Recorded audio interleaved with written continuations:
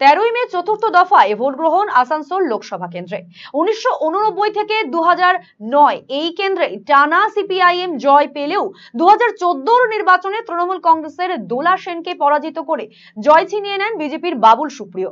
2019 নির্বাচনেও আসনটি দখলে রেখেছিল বিজেপি, কিন্তু এই কেন্দ্র থেকে জয় পাওয়া বিজেপির বাবুল সুপ্রিয় বিজেপি ছেড়ে যোগ দেন তৃণমূল কংগ্রেসে। 2022 উপনির্বাচনে আসানসোল আসনে জয় ছিনিয়ে নেয় তৃণমূল কংগ্রেস। জয়ী হন তৃণমূল কংগ্রেস প্রার্থী শত্রুঘ্ন সিনহা।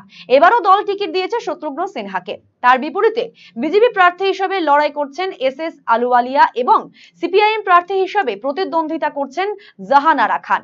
আসানসোল লোকসভা কেন্দ্রে 7 জন প্রার্থীর ভাগ্য নির্ধারণে 13ই মে ভোটাধিকার প্রয়োগ করবেন 17,70,281 জন ভোটার। এবারে দেখে নেব চতুর্থ দফায় 13ই মে অনুষ্ঠিত হতে চলা অপর লোকসভা কেন্দ্র আসানসোলে ভোট কথা। পাণ্ডবেশ্বর, রানীগঞ্জ, জামুরিয়া, আসানসোল দক্ষিণ, আসানসোল উত্তর, কুলটি, বারাবানী এই 7টি বিধানসভা নিয়ে গঠিত আসানসোল লোকসভা কেন্দ্র। 1989 থেকে 2009 টানা আসানসোল লোকসভা কেন্দ্র থেকে জয় পায় সিপিআইএম। 2014 লোকসভা ভোটে আসানসোল লোকসভা কেন্দ্র থেকে তৃণমূল প্রার্থী দোলা সেনকে 70,480 ভোটে পরাজিত করে জয় পেয়েছিলেন বিজেপি প্রার্থী বাবুল সুপ্রিয়। 2019 ভোটে তৃণমূল কংগ্রেস প্রার্থী মুনমুন সেনকে 12,38,151 ভোটে পরাজিত করে আরও একবার জয় পান বিজেপি প্রার্থী বাবুল সুপ্রিয়। পরবর্তীতে সাংসদ পদ থেকে ইস্তফা দিয়ে বিজেপি ছেড়ে তৃণমূলে যোগদান করেছেন বাবুল সুপ্রিয়।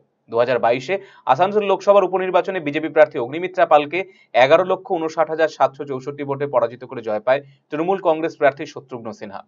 এবারে লোকসভা ভোটেও আসানসোল কেন্দ্র থেকে তৃণমূল কংগ্রেস প্রার্থী হিসেবে লড়াই করছেন শত্রুঘ্ন সিনহা। তার বিপরীতে বিজেপি প্রার্থী হিসেবে লড়াই করছেন এস আলুওয়ালিয়া এবং সিপিআইএম প্রার্থী হিসেবে প্রতিদ্বন্দ্বিতা করছেন জাহানারা খান। আসানসোল লোকসভা কেন্দ্রে এবার নির্বাচনে মনোনয়ন জমা পড়েছিল 13টি। এবার নির্বাচনে মোট প্রার্থী রয়েছেন 7 জন। আসানসোল লোকসভা কেন্দ্রে মোট ভোটার সংখ্যা 17,70,281 জন, যার মধ্যে পুরুষ রয়েছেন 9,03,406 জন এবং মহিলা ভোটার রয়েছেন 8,66,837 জন। তৃতীয় লিঙ্গের ভোটার রয়েছেন 38 জন। মোট ভোট গ্রহণ কেন্দ্র 1,901টি। এই কেন্দ্রে এক্সপেন্ডিচার অবজারভারের দায়িত্বে রয়েছেন আইআরএস অজয় আনন্দ এবং আইআরএস দীনেশ ভুয়ার।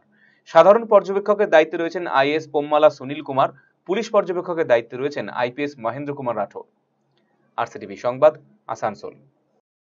নজরে লোকসভা এখনকার মতো এ পর্যন্তই। পরবর্তী সংবাদের জন্য নজর রাখুন শুধুমাত্র আরসিটিভি সংবাদে। নমস্কার।